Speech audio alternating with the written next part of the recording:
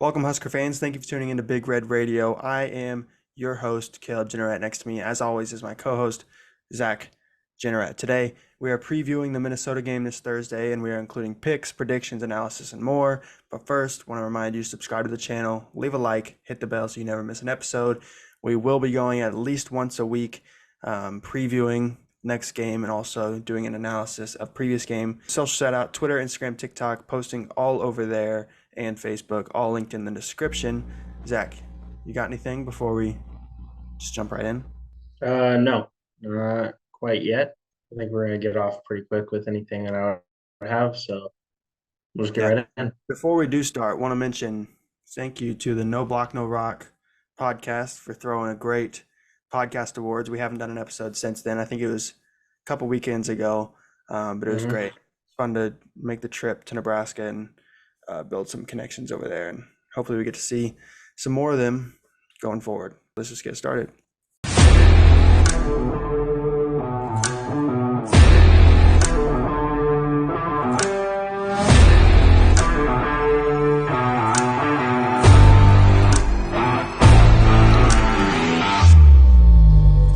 So we're going to start off with the news before we get into the game. Obviously, as a Nebraska fan, you're watching this on Wednesday. We're recording this on Tuesday, so it came out today that Eric Gilbert was arrested for burglary. Pretty much, I think, in my opinion, sealing it that he's probably not going to play at Nebraska this year. Just a dumb mistake, I think. But yeah, what are your thoughts on the situation? I don't want to get too deep into he's an idiot for doing this Right. because, I mean, we've seen in the past so many things could come out. In my eyes, he's still a Georgia Bulldog. We never got the waiver sent over, and so screwed yourself on this one, Kirby. You just got one of your players arrested. Just so happened to be in Lincoln. Doesn't matter. He's still a Bulldog.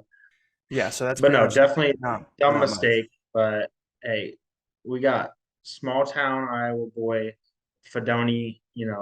I think he was going to be the starter either way, and so Yeah. definitely hurts to see him go, but not a And huge also hit.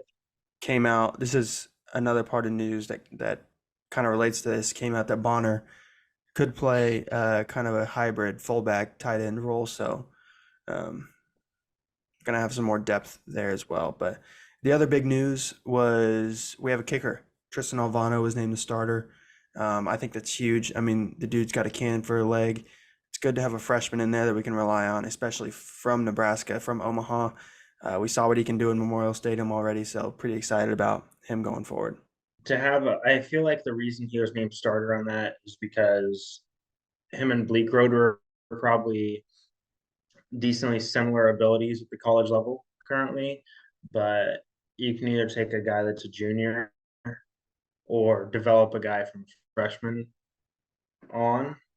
And at the end of the day, a freshman with the same ability as a junior is always going to get to start over the junior because you're able to develop him more, get him more snaps, and in the end, he could develop into being an incredible elite level kicker, Yeah, which is and I think honestly taken for granted in the Big Ten yeah, no, for because sure. getting to November, I mean, this game here that we're talking about could honestly come down to a couple kicks. Yeah, yeah.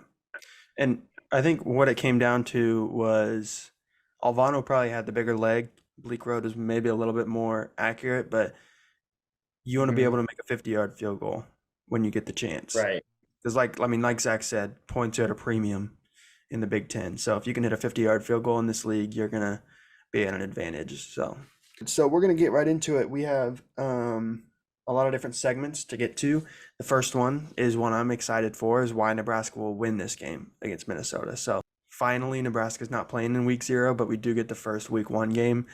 Um, I think it's the first week 1 game. I know it's on the first day, but I don't know if there's one before. There's others on Thursday, but it's the first real game. First Power 5 true Correct. NCAA college football game. So looking forward to it. Going to be a night game. Not in Lincoln, so that's downfall. But first one is why Nebraska will win. Started off I'll go with my first reason. Minnesota's lost a lot of players. Tanner Morgan, whatever you think of him, was a quarterback at Minnesota for like 50 years. So continuity's got there. Best O lineman, John Michael Schmitz, into the NFL, and losing some other O linemen as well. Mo Ibrahim, the running back, also left for the NFL, who really carried this offense last year. Um, so Minnesota's lost a lot. I think a lot of people that are high on Minnesota are just banking on upside with players, and can't fault them for doing that. I think we're doing that a lot with Nebraska as well, but um, you just can't always count on it. And when you're betting on upside, it doesn't always work out. So that's my first reason is Minnesota's just lost a lot of talent on both sides of the ball, and um, really banking on young guys to come up and help out. For me, I think the game for Nebraska is going to be one on the defensive side of the ball. Minnesota is returning most of their great defense from last year. So you're going to need to see guys like, Ty Robinson, MJ Sherman, Nick Henrik, Luke Reimer, Tommy Hill. Hartzog and Newsom on the Yeah, boundaries. so Hartog, Newsome, guys like that maybe didn't get the best chance to shine last year need to step up this year, and show the leaders they are, because you've got a coach in PJ Fleck that has had a lot of not so good stir around him this offseason. Whether it affects him or not, I don't know. Obviously, in this part of the segment, why Nebraska will win, you're hoping it does. Right. In a sense, a down PJ Fleck, a new leader on offense with a quarterback, a new running back, which is their high point in their offense, a new leader on the O line, and so to win this game, you're going to have to be able to take advantage of that. Um, I guess rookiness on their offense, because they're returning so much on the defense that it's just not going to be um, as easy. But really transfers gotta step up. So like I was saying, so Chief Orders, MJ Sherman. I feel like we got a lot of new faces on offensive side. Obviously, we have Jeff Sims um, in there, and then just everyone that's coming back uh, has to play lights out. All our fullbacks have to play lights out. But at the same time, there's no like glaring holes, I Mm-hmm. guess you could, in this team. So I mean, we're pretty, through and through on the defense. Offensively, we got a good running back all the way through. You got Grant and Ramir Johnson, Abe Irvin. Yeah, we got Jeff Sims, Fedoni.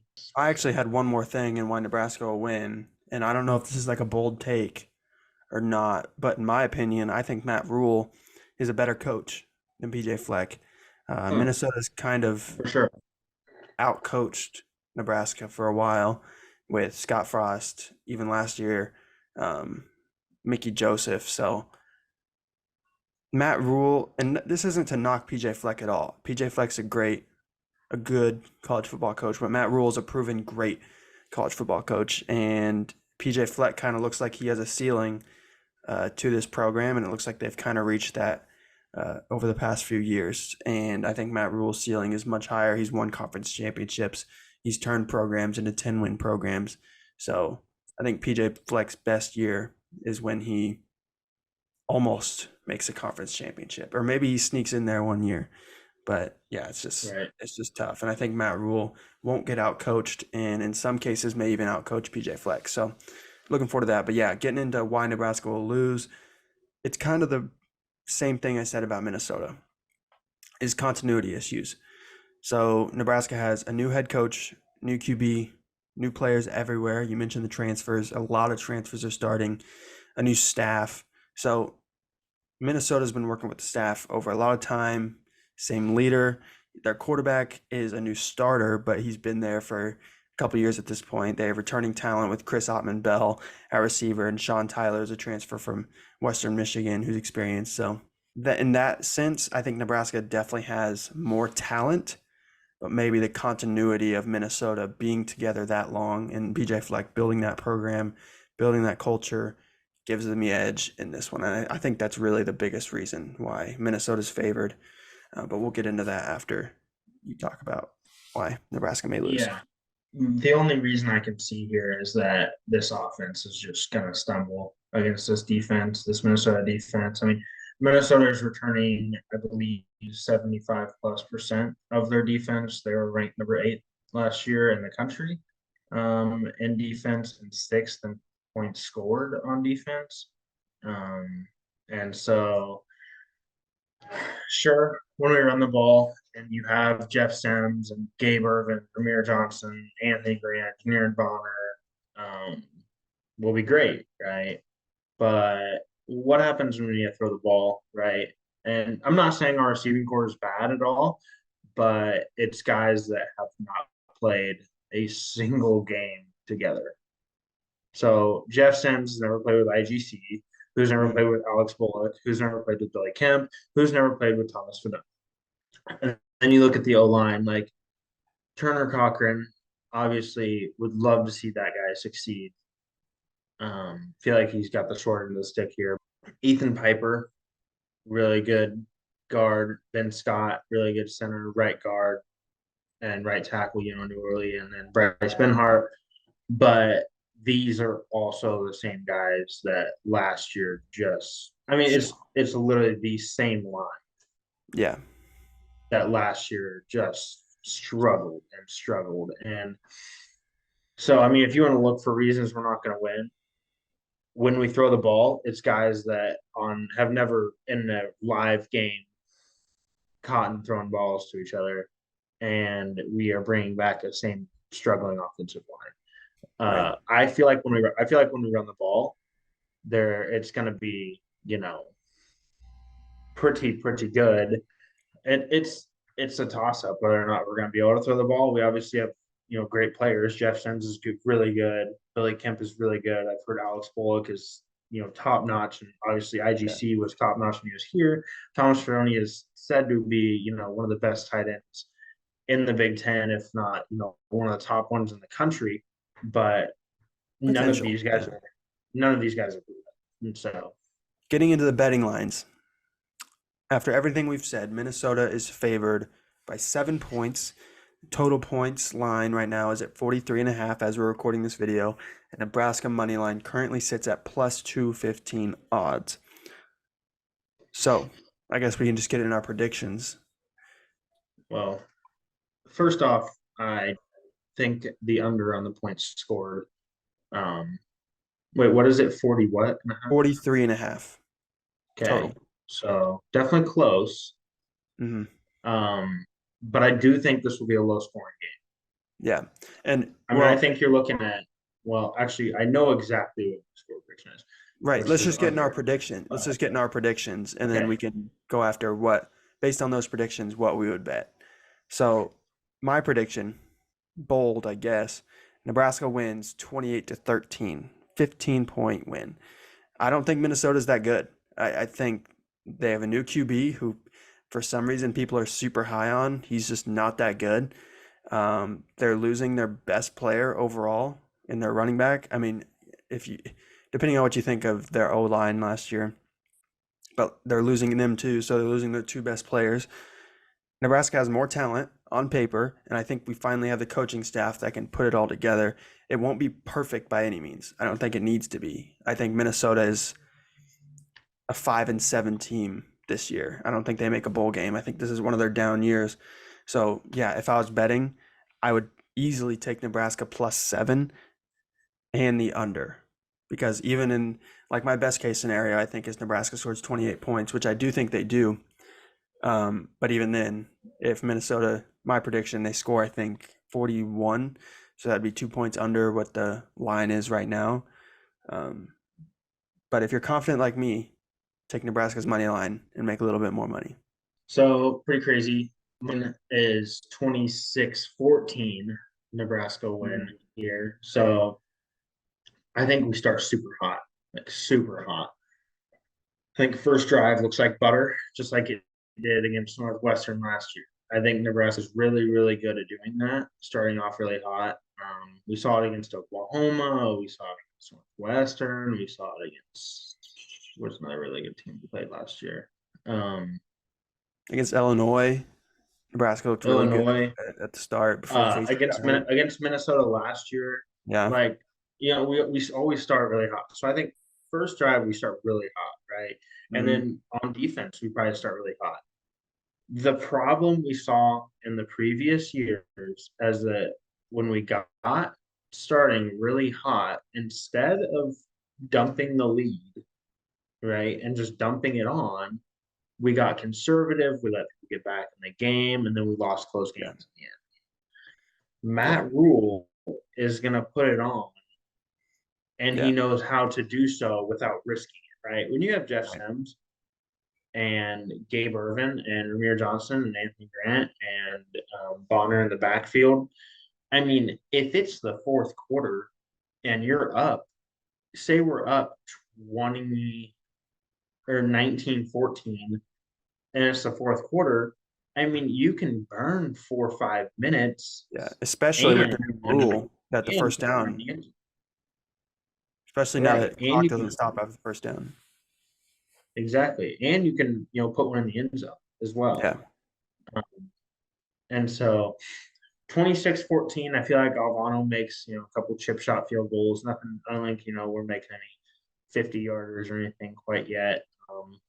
I think Sims, shows light, but I think that having a fullback and a running back as big as Irvin in the backfield is just going to wear the defense down. Mm-hmm. Um, and I think our defense is just going to get a lot of pressure on a new QB with a new O line leader in there. So, I mean, you could also look at ours as an upside that we're returning everyone. All these guys know how to block together on the O line. They know Yeah. exactly how each other block, and so that's actually huge. Right. But yeah, So yeah, that's the thing. So we're both I picking would Nebraska to win this game. I would pick the under So would I. as far as total points score. Take the spread Yeah. for I sure. would easily take the spread. I Absolutely. mean, 7 points is just it's a lot, especially early in the year. A lot of new faces on both sides. I just don't think either team is just going to roll out to a victory. Like I had a 15-point win, and I think that's probably as good as it's going to get. So Right.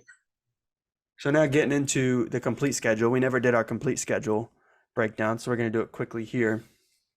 Obviously, we both just picked Nebraska to win against Minnesota. I'll start on the Colorado game. I think Nebraska wins, and I don't think it's very close. Do you agree? No, no, I'm not. I agree. I don't Yeah. think it's very close at all. I freaking hate. And then Northern Illinois win, right? Yep. You agree? 3-0. Louisiana Tech 4-0 Another with one. me. Yep. Yep. Michigan Now, this is 4-1. where it gets a little crazy. 4-1. Yep. Undefeated going into Michigan. Probably a top 25 matchup, if I had to guess. I mean, big noon kickoff, Right. probably.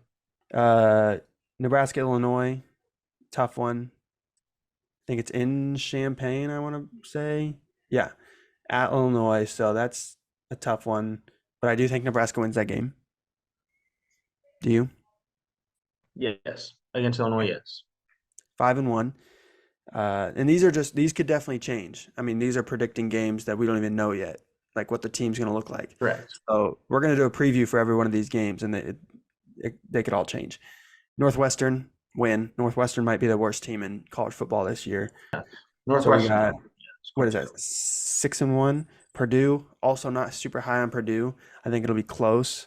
It's in Lincoln, correct? Yeah, it's in Lincoln. Nebraska wins, which makes me nervous to say because if Nebraska's 7-1 at this point, fans would be dying. Like something fans have never felt ever. It seems like at this point, so like makes me nervous thinking we're going to be 7-1, but the schedule's winnable. Nebraska at Michigan State. This is where I've been picking a loss. I think going to Lansing. I don't think Michigan State's going to be anything crazy, but I think it's a tough win. You could think differently, but I think Michigan State pulls that one. Yeah, I do as well. Okay. So 7-2. Maryland's a sleeper team this year. I think they're okay. The only thing is it's going to be in Lincoln, and I think Nebraska matches up really well against Maryland, so I think Nebraska wins that one as well. Yeah, I think it's a lot closer than people think, though. I think Talia is actually a really, really Oh, good I think a quarterback. lot of I think people think Maryland. A lot of people think Maryland's going to win that game. Really? Yeah, I just think I don't know. Maryland's not matched up well for Nebraska. Nebraska wants to run the ball, control the clock. Maryland wants to throw it all over the place. So it could get really ugly if Nebraska can't get things going. But I think Nebraska's going to be just fine in that game. Nebraska, Wisconsin. I'm not super high on Wisconsin. I do think Wisconsin wins this game just because they're more talented. They have better players. I think it's in Wisconsin, so I think Wisconsin does win this game. But like, why are people so high on Wisconsin and not So high on Nebraska? are you talking record or because here's the thing, the people that are saying Wisconsin can play with the college football playoff, I think are way too high. But Ridiculous. the people saying Wisconsin is probably gonna be like 10-2 and win the West and I probably mean, be they could. like They have an top easy probably like schedule. number They have an 15 or easy schedule. 16. Right. They have a super easy schedule. Yeah, but just talent wise, Like, they're yeah, not. They're not a lot better than Nebraska. Like their no, quarterback is a guy that's like been a good group of five quarterback now, and people are just expecting him to come in and be the best quarterback Wisconsin's ever seen. And like right. Braylon Allen, beast, stud. But like other than that, like they got dudes, they got some good players, but Nebraska's got dudes too. So it's like I don't know. I think Wisconsin wins that game, so that puts us at what is that? One, two, Eight and three, two. 8-3. 8 and 3. No, because we're 7 and 3 right now. Wait, No, one, two, you're 8 and three, 2. 4, 5, 6, 7, 8. You're right. You're right. 8 and 3, going to Iowa. Or wait, no, in No, Lincoln. Iowa's coming. Yeah, in Lincoln, Nebraska beats the brakes off of Iowa to make them 9 and 3 on the year. And to make Iowa 4-8. Yeah, trash. I mean, you got anything else before I close it out? Nope. All right. Well, make sure you tune in to the game as you're watching this tomorrow, and we will have another short episode come out Friday where we will talk about all betting lines, all college football.